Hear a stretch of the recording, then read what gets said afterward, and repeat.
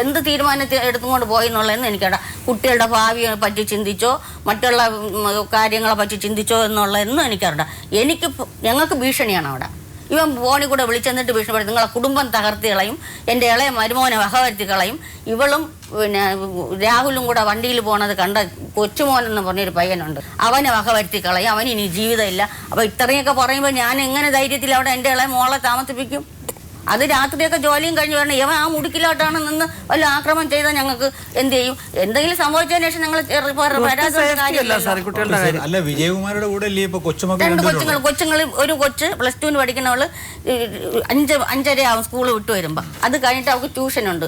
ആ ട്യൂഷന് പോയിട്ട് വരുമ്പോൾ 7-7:30 മണിയാവും. എൻ്റെ ഭർത്താവ് ആ ആളാണ് കാത്തു നിന്ന് കൊച്ചിനെ റോഡിൽ ചെന്നിട്ട് വിളിച്ചോണ്ട് വരണത്. രണ്ടാമത്തെ കുട്ടി 10ാം സ്റ്റാൻഡേർഡ് പഠിക്കണം. അത് രാവിലെ പോയി ട്യൂഷനും പോയിട്ട് 5:30. അഭിപ്രായത്തിൽ ഇവരുടെ എങ്ങനെയുള്ള ഒരു സംരക്ഷണം ആഗ്രഹിക്കും? ഇവരുടെ സംരക്ഷണം എന്ന് പറഞ്ഞാൽ ഇതിപ്പോ അച്ഛനാണല്ലോ. അവരെ വിവാഹം വരെ ഉത്തരവാദിത്തോട്ടെ അവിടെ വന്ന് അവരെ ചെലവും നോക്കണം. വന്നു പോട്ടെ, മറ്റേ കുട്ടി ഉപേക്ഷിക്കണമെന്ന് ഞാൻ പറയാം. അവരെ ചെലവും നോക്കണം, ഉത്തരവാദിത്തോട്ട് അവർക്ക് എന്ത് കാര്യങ്ങളുണ്ടെങ്കിലും അവൻ ചെയ്യണം. അവധി ദിവസങ്ങളിലെങ്കിലും നിങ്ങൾ അദ്ദേഹത്തിന്റെ വീട്ടിൽ അയക്കുവോ? അയക്കണ്ട, വന്ന് നോക്കട്ടെ. വീട്ടിൽ വരണം, അച്ഛനെന്നും പറഞ്ഞ് വീട്ടിൽ വരണം. അവര് അങ്ങ് പോയിട്ടേ മേഡം, അങ്ങ് പോയിട്ട് ഇയാൾ അവിടെ ഉണ്ടോ എന്നുള്ളതാണ്. ആ നാട്ടുകാർ കാണില്ല. ഭാര്യ അവിടെ ഉണ്ടല്ലോ, അയാളുടെ ബന്ധു തന്നെയാണെന്നുള്ളത് അല്ല മേഡം. അവധി ദിവസം അച്ഛന്റെ വീട്ടിൽ വിടണതിന്റെ ഉദ്ദേശമല്ല. അവൻ ഈ വീട്ടിൽ ഞങ്ങൾ താമസിക്കുന്നിടത്ത് വരുമ്പോ നാട്ടുകാർ കാണും, വീട്ടുകാർ കാണും. അച്ഛൻ അവരെ സംരക്ഷിക്കണുണ്ടെന്നൊരു നാട്ടുകാർക്ക് ബോധ്യം വരണം. എല്ലാവർക്കും ബോധ്യം വരണം. വിജയകുമാരി, അച്ഛൻ സംരക്ഷിച്ച് കഴിയുമ്പോഴത്തേക്ക് അച്ഛനൊരു ആഗ്രഹമില്ലേ എന്റെ മക്കളെ എന്റെ കൂടെ 2 ദിവസം നിൽക്കണം? അങ്ങനെ വരുന്ന സമയത്ത് അവർക്ക് കുട്ടികളുടെ ഇഷ്ടം എന്ന് പറയുന്നത് ഇപ്പൊ നിങ്ങളുടെ കൂടെ താമസിക്കുമ്പോ നിങ്ങളിപ്പോ ഇവിടെ പറഞ്ഞതുപോലുള്ള ഇപ്പൊ ഒരിടത്തും ഞാൻ കുട്ടികളെ വിടൂല. അതെനിക്ക് ആരെയും വിശ്വാസമില്ല. എന്റെ ഈ മോൾ ഇങ്ങനെ ചെയ്തതോടുകൂടി എനിക്കറിയാം. ഇപ്പൊ 2 മാസമായിട്ട് രാഹുലിന്റെ പോയെന്ന് പറഞ്ഞല്ലോ, ആ രാഹുലിന്റെ കൂടെ അവളുടെ രീതി എന്ന് മാറി അന്ന് മുതൽ എനിക്ക് ഇനി ഒരുത്തരും വിശ്വാസമില്ല. ആ കുട്ടികളെ ഇനി അച്ഛന്റെ അടുത്താണെങ്കിൽ പോലും രാത്രിയിൽ തങ്ങാൻ വിടില്ല. എന്തായാലും ഇവരെ വീട്ടിൽ ആ കുട്ടിയെ നിർത്താൻ പറ്റില്ല. ഈ മക്കളെ എവിടെ സംരക്ഷിക്കും? എന്റെ കൂടെ വിടാമെങ്കിൽ ഞാൻ നോക്കാൻ തയ്യാറാണ്. നിങ്ങളുടെ കൂടെ വിടുക എന്ന് പറഞ്ഞാൽ നിങ്ങളുടെ കൂടെ വേറൊരു സ്ത്രീ ഇല്ലേ? ഒരു രണ്ടാനമ്മയല്ലേ ആവത്തില്ലേ? അവർക്കും താല്പര്യ കുറവൊന്നുമില്ല. അവള് ഇവര് ജനിച്ച അന്ന് തൊട്ട് കാണുന്ന ഒരു സ്ത്രീയാണ്. അതൊക്കെ വന്നു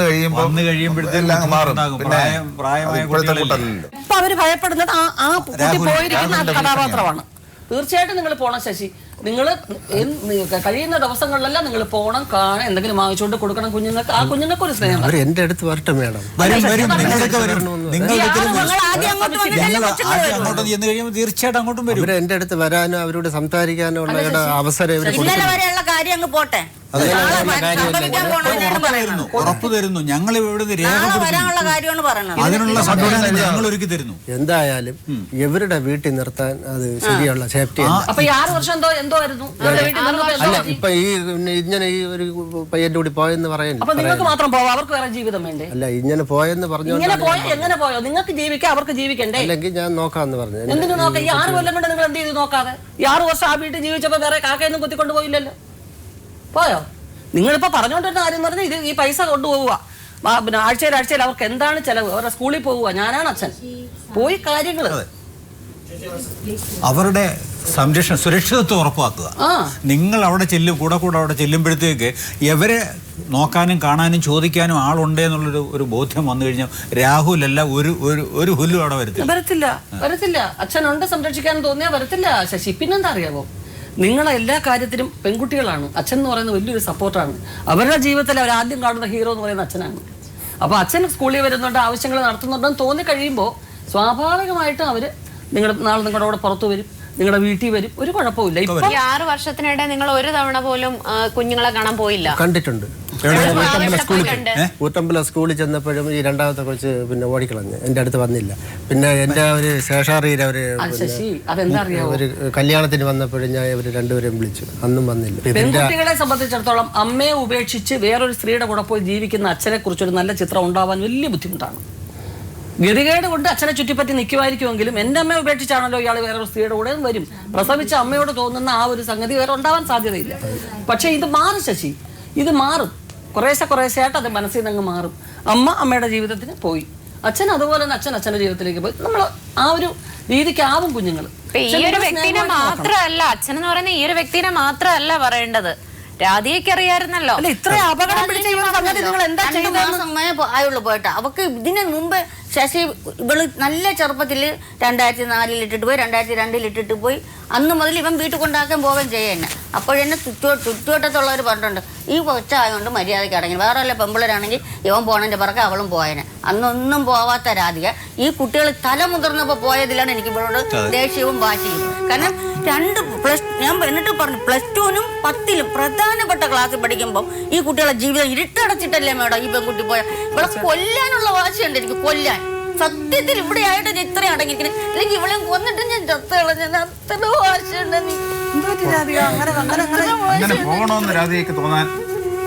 അവര് എന്നത്തെ പോലെ വീട്ടിൽ ഇറങ്ങിയിട്ട് ഒരു ഫോൺ കോളിൽ കൂടെ അവൾ വിളിച്ച് നിസ്സാരം പോലെ പറയാണ്, ഞാൻ വരൂല്ല വീട്ടിലെന്ന്.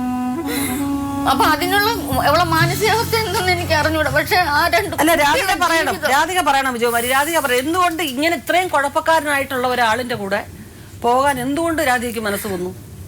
ഈ പ്രായം തികഞ്ഞ 2 പെൺകുട്ടികൾ നിൽക്കുന്ന ഒരു സ്ഥലത്തുനിന്ന് ഇത്രയും കേസിലെ പ്രതിയായിട്ടുള്ള ഒരാള്, അതെല്ലാം അറിഞ്ഞുകൊണ്ട് നിങ്ങൾ അവരുടെ പേരിൽ തന്നെ അയാളുടെ പേരിൽ പലവട്ടം കേസ് കൊടുത്തിരിക്കുന്നു. അങ്ങനെ ഒരാളുടെ കൂടെ എന്ത് വിശ്വാസത്തിൽ പോയി? പറഞ്ഞോളൂ രാധിക പറയൂ, മറുപടി പറയൂ. എന്തുകൊണ്ട് പോയി? എന്താണ് കാരണം? അയാൾ ഭീഷണിപ്പെടുത്തിയാണോ കല്യാണം നടത്തിയത്? പിന്നെ അപ്പൊ അയാളുമായിട്ട് നിങ്ങൾക്ക് നേരത്തെ തന്നെ മാനസികമായിട്ട് അടുപ്പം ഉണ്ടായിരുന്നു? ആ, ഈ ബന്ധം നിലനിൽക്കാൻ മുമ്പേ ഉണ്ടായിരുന്നു? ഇല്ല ഇല്ല, 1 വർഷമാകുന്നു. 1 വർഷമാകുന്നു. എന്റെ കൂടെ വന്നാല് ഞാൻ ഈ കുട്ടികളെ നോക്കിക്കോളാം എന്ന് പറഞ്ഞു അയാള് രാഹുല്. ഇല്ല, എന്റെ കാര്യങ്ങൾ നോക്കിക്കോളാം. നിങ്ങൾക്ക് കുട്ടികളെ കുറിച്ച് ഒന്നും അറിയണ്ടായിരുന്നോ? അത് ഈ ഇത്രയും പ്രായമായ കുട്ടികളെ അവരെ നോക്കിക്കോളാം എന്നുള്ളത് അർത്ഥം അത്രേ ഉള്ളൂ. നിങ്ങളെ നോക്കണം. പിന്നെ സാർ ഇവിടെ വ്യവസ്ഥ വെക്കുമ്പോൾ പ്രത്യേകം വെക്കേണ്ടത്, യാതൊരു കാരണവശാലും നിങ്ങളും അയാൾ ഒരുമിച്ച് ഈ കുട്ടികൾ താമസിക്കുന്ന വീട്ടിൽ വന്ന് താമസിക്കാൻ പറ്റില്ല. അത് പാലിച്ചേ പറ്റൂ. ഇങ്ങനെ ഇടയ്ക്ക് വന്ന് 2-3 ദിവസമായുള്ളൂ. പോലീസ് ഡിപ്പാർട്ട്മെന്റ് ജോലിയുള്ള ഒരു പാർട്ടിയാണ് അത്. ആന്റി മാമി നിങ്ങൾക്ക് രാധിക ചേച്ചിയെ വിളിച്ചുകൂടെ താമസിപ്പിച്ചുകൂടെ? ഞാൻ പറഞ്ഞു, ഒരു കാലവും താമസിപ്പിക്കില്ല. ഞാൻ മരിച്ചാൽ പോലും ഇവള് പറഞ്ഞാൽ എനിക്ക് ഇഷ്ടമല്ല. അവള് മരിച്ചാലൊട്ട് ഞാനും പോലെ. ലോകം മുഴുക്ക കാണുകയാണ് മേഡം ഈ ചാനലിലുള്ള എല്ലാവരും കേൾക്കാൻ ഞാൻ പറയുന്നത്. കാരണം എനിക്കിനി ഇവളെ വേണ്ട. ഞാൻ ഒരുപാട് കഷ്ടപ്പെട്ടിട്ടുണ്ട്. എൻ്റെ ഇവൻ പറഞ്ഞല്ലേ, ആ വീട്ടിൽ ആ കുട്ടികളെ താമസിക്കാൻ കൊള്ളൂല്ല എന്നവൻ പറഞ്ഞു. അവൻ വന്നപ്പോൾ ആ വീട്ടിൽ വാതിലില്ലായിരുന്നു, പലക എടുത്ത് വെച്ചാണ് കിടന്നു. അന്ന് ഈ പെൺകുട്ടി ഇവളെ അനിയത്തിയും പ്രായമായ കുട്ടികളാണ്. അങ്ങനെയുള്ള ഒരു വീട്ടിൽ ഈ കുട്ടികളെ സംരക്ഷിച്ച് ജീവിച്ചവളാണ് ഞാൻ.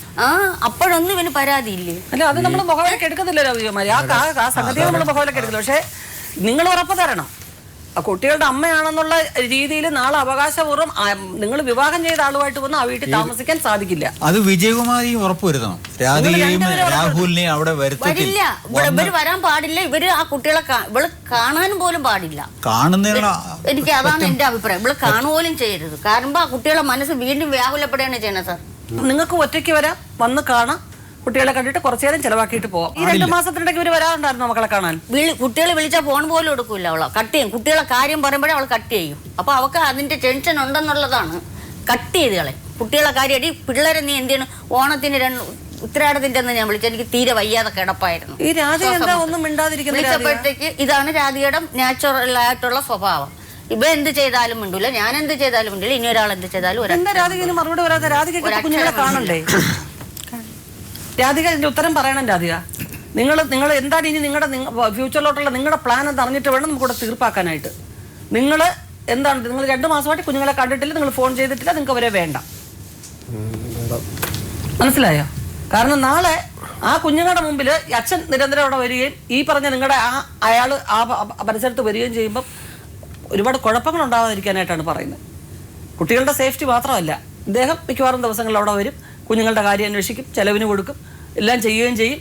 മറ്റേ കഥാപാത്രം ഓൾറെഡി കുഴപ്പക്കാരനാണ് എന്നാണ് ഇപ്പോൾ ഇതുവരെ പറഞ്ഞതെന്ന് മനസ്സിലാകുന്നത്. അത് ആ കുഞ്ഞുങ്ങളുടെ മുമ്പിൽ നാളെ വേറെ വലിയ വഴക്കും പ്രശ്നങ്ങളും ഉണ്ടാകാതിരിക്കാൻ പറയുകയാണ്. നിങ്ങൾക്ക് കുഞ്ഞുങ്ങളെ വേണ്ട എന്നുണ്ടെങ്കിൽ നിങ്ങൾ വരാതിരിക്കാൻ ശ്രമിക്കുക. നിങ്ങൾക്ക് രാഹുൽ എന്ന് പറഞ്ഞ ഒരാൾ മതിയല്ലോ. നിങ്ങൾ ഈ 2 മാസം കൊണ്ട് നിങ്ങൾക്ക് ഈ കുട്ടികളെ കാണണ്ടായിരുന്നല്ലോ, അല്ലേ?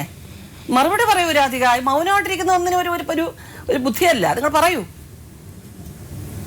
എവിടെയാണ് നിങ്ങളിപ്പോൾ താമസിക്കുന്നത്?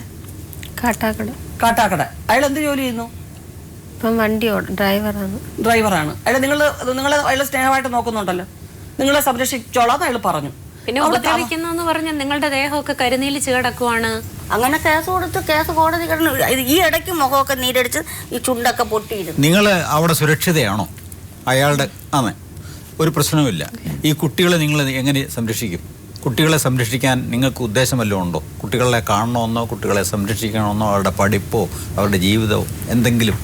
കുട്ടികളെ കാണണമെന്നുണ്ട്, എന്നാൽ കൊണ്ട് കഴിയുന്ന സഹായം അവർക്ക് ചെയ്യണമെന്നുണ്ട്. എന്ത് കഴിവുണ്ടാവും? അതിപ്പോ ഞാനിപ്പോ ഇപ്പോഴും ജോലിക്ക് പോകുന്നുണ്ടോ? 2 മാസം കൊണ്ട് ജോലിക്ക് പോകുന്നില്ല. പോയി കഴിഞ്ഞാൽ അവരുടെ വിദ്യാഭ്യാസത്തിന് പോകാനുള്ള ഉദ്ദേശം ഉണ്ടോ? ജോലിക്ക് അയക്കുവോ പുള്ളി? അപ്പൊ നിങ്ങൾ ജോലി ചെയ്ത് നിങ്ങൾ ആഴ്ചയിലൊരിക്കൽ കൊണ്ടുവന്ന് എന്തെങ്കിലും കൊടുക്കുക, പകൽ സമയം അവിടെ ഉണ്ട് കാണുക, സംസാരിക്കാൻ പോവുക. നേരത്തെ അവർ 4-ലും 5-ലും ആയിരുന്നപ്പോഴാണ് ഈ 2000 രൂപ വെച്ച് കൊടുക്കാമെന്നൊക്കെ പറഞ്ഞു.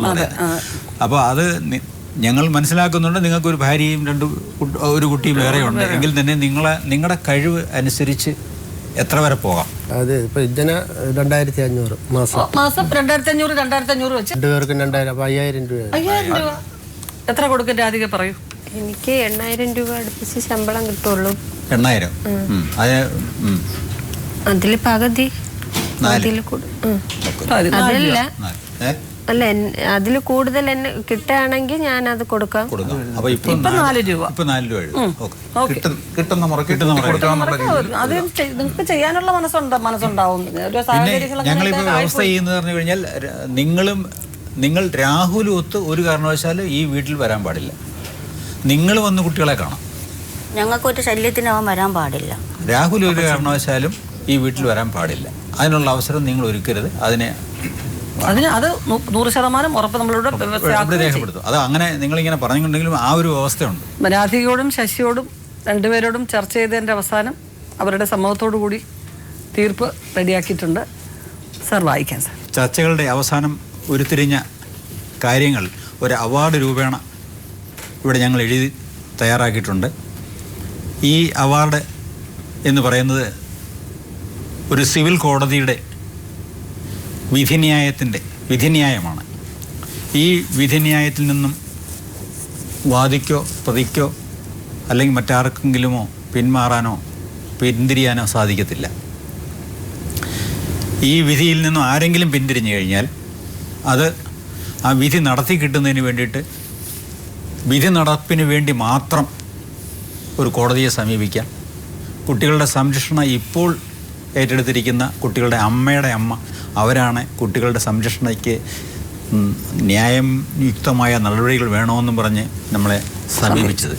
കുട്ടികളുടെ ഗാർഡിയനായിട്ടും ഈ അവാർഡിൽ ഞങ്ങൾ രേഖപ്പെടുത്തിയിട്ടുണ്ട്. അച്ഛനും അമ്മയും നൽകുന്ന തുക ബാങ്കിൽ നിക്ഷേപിക്കാനും ആ ബാങ്കിൽ നിക്ഷേപിക്കുമ്പോൾ തന്നെ അവർ പണം പിൻവലിക്കണമെങ്കിൽ ഗാർഡിയനായ നിങ്ങളുടെ സാന്നിധ്യം കൂടി അമ്മമ്മയുടെ സാന്നിധ്യം കൂടി ഉണ്ടായിരിക്കണമെന്നാണ് ഇവിടെ നിർദ്ദേശിച്ചിരിക്കുന്നത്.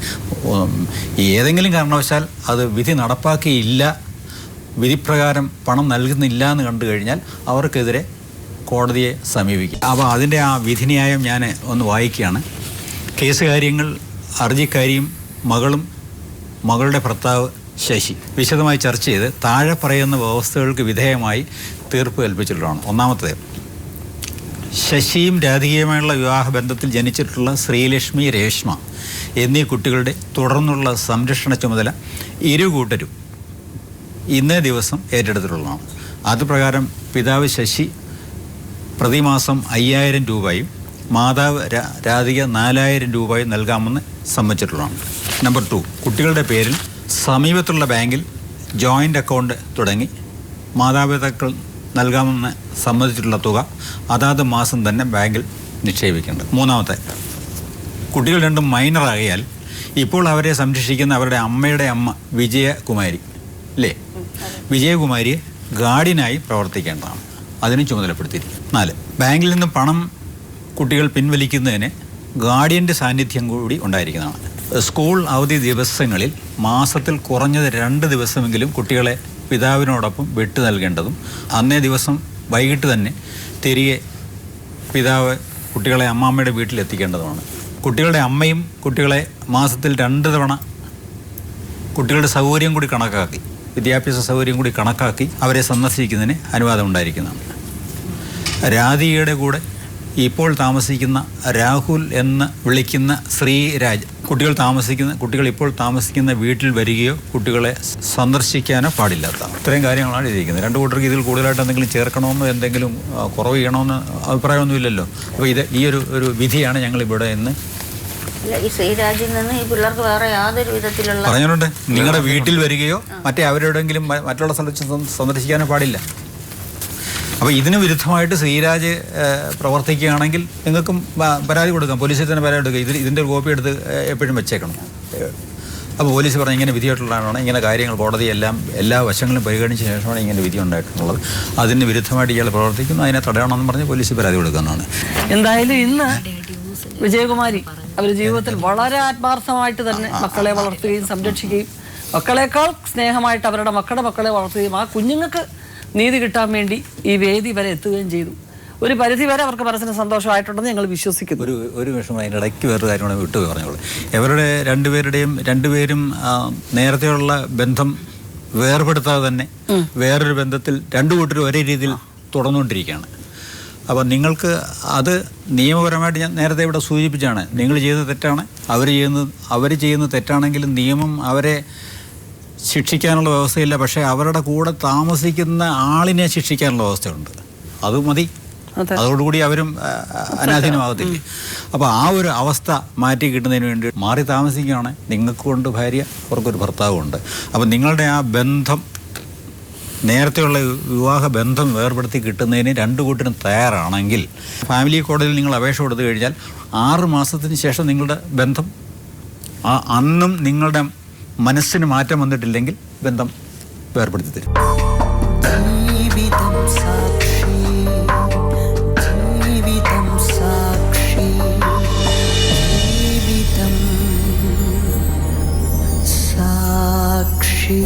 അപ്പോൾ എന്തായാലും നല്ല 2 കുഞ്ഞുങ്ങൾ, നന്നായി പഠിക്കുന്ന 2 കുഞ്ഞുങ്ങൾ, അവരുടെ ഇഷ്ടമോ അനുവാദമോ ഇല്ലാതെ അച്ഛനും അമ്മയും അവരുടെ ഇഷ്ടത്തിന് ജീവിതം തിരഞ്ഞെടുത്തു. എന്തായാലും ഈ വേദിയിലെത്തി അവരുടെ ജീവിതത്തിലൊരു സുരക്ഷ ഇത്രയെങ്കിലും ഞങ്ങൾക്ക് ചെയ്യാൻ കഴിഞ്ഞു എന്നുള്ളൊരു സന്തോഷമുണ്ട്. ആ 2 കുഞ്ഞുങ്ങളോടും ഒരു റിക്വസ്റ്റ് മാത്രമുണ്ട് എനിക്ക്. അമ്മയും അച്ഛനും എന്തോ ജീവിതത്തിലൊരു നീക്കം സംഭവിച്ചു പോയി. നിങ്ങൾ കുറേ കൂടെ വളർന്നു കഴിയുമ്പം നേരറിയാൻ നിങ്ങൾക്ക് സാധിക്കും. എങ്കിലും അച്ഛനെ സ്നേഹിക്കണം, അച്ഛനോട് സ്നേഹമായിട്ട് പെരുമാറണം. അച്ഛൻ താമസിക്കുന്നിടത്ത് നിങ്ങൾ കൂടെ പോയി താമസിക്കണം. അച്ഛൻ്റെ ഒപ്പം എല്ലാ കുഞ്ഞുങ്ങളെയും പോലെ നിങ്ങളുടെ കോളേജിലോ സ്കൂളിലോ എവിടെയാണെന്ന് വെച്ചാൽ ഗാർഡിയനായിട്ട് അച്ഛൻ വന്ന് നിങ്ങളെ കാണും. അതിനൊക്കെ ഒരു നല്ല മനസ്സ് നിങ്ങൾക്ക് ഉണ്ടാവണം.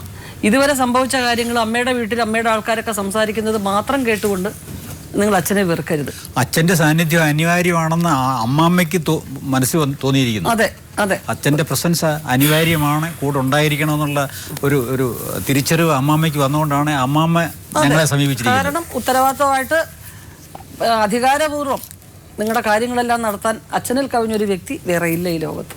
അച്ഛന് പകരം അച്ഛൻ മാത്രമേ ഉള്ളൂ. അപ്പോൾ അങ്ങനെ സ്നേഹമായിട്ട് നിങ്ങൾ പെരുമാറണം. അമ്മയോട് സ്നേഹമായിട്ട് തന്നെ പെരുമാറുക. എന്തുകൊണ്ട് അവരുടെ ജീവിതത്തിൽ ഇത്തരം സാഹചര്യങ്ങൾ ഉണ്ടായിന്ന് വിശദീകരിക്കാനുള്ള പ്രായവും പക്വതയും നിങ്ങൾക്കായിട്ടില്ല. അങ്ങനെ ഒരു സമയം വരുമ്പോൾ നിങ്ങൾക്ക് തന്നെ അത് മനസ്സിലാവും. എന്തായാലും സന്തോഷമായിട്ട് ഈ എപ്പിസോഡ് വൈൻഡപ്പ് ചെയ്യുകയാണ്. വീണ്ടും അടുത്ത ദിവസം കാണാം.